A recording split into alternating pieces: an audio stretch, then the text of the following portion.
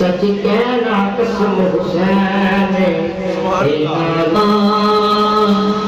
حسن و شباب ریت پر آیا نہ ہوگا اس طرح حسن و شباب ریت پر آیا نہ ہوگا اس طرح حسن و شباب ریت پر روشن فاطمہ کے تھے سارے گلاب ریت.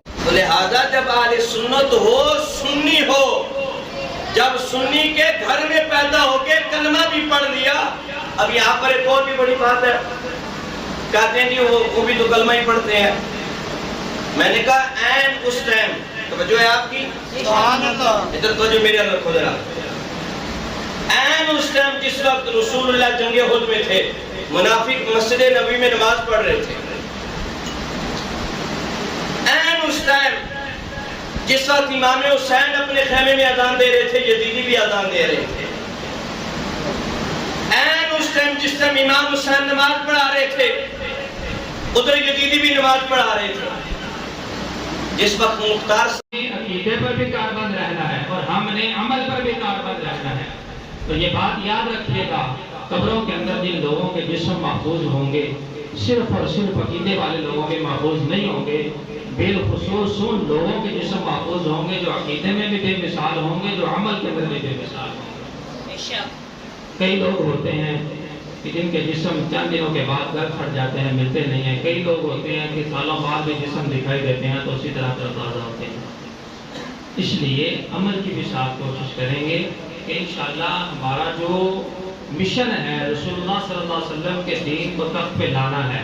اور یہ جو حضور کا دین تخت پر آئے گا، یہ اعتقادی طور پر بھی جب ہم جو ہے وہ متحرک ہوں گے اور عملی طور پر بھی جب ہم متحرک ہوں گے. غیر مسلم ہمارے نعرے سے گھبراتا ہے لیکن ہمارے عمل سے وہ ہنستا ہے. کہ ہم کہتے ہیں یا رسول اللہ ہم حاضر ہیں لیکن مسجد ہماری ویران ہے. یا رسول اللہ ہم حاضر ہیں لیکن مسجد ہمارے بھی آباد ہے.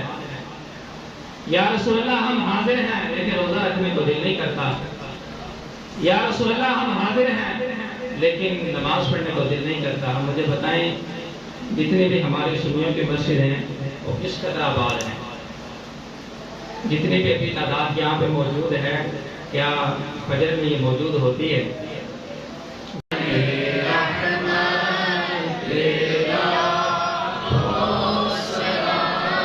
شمع بز میں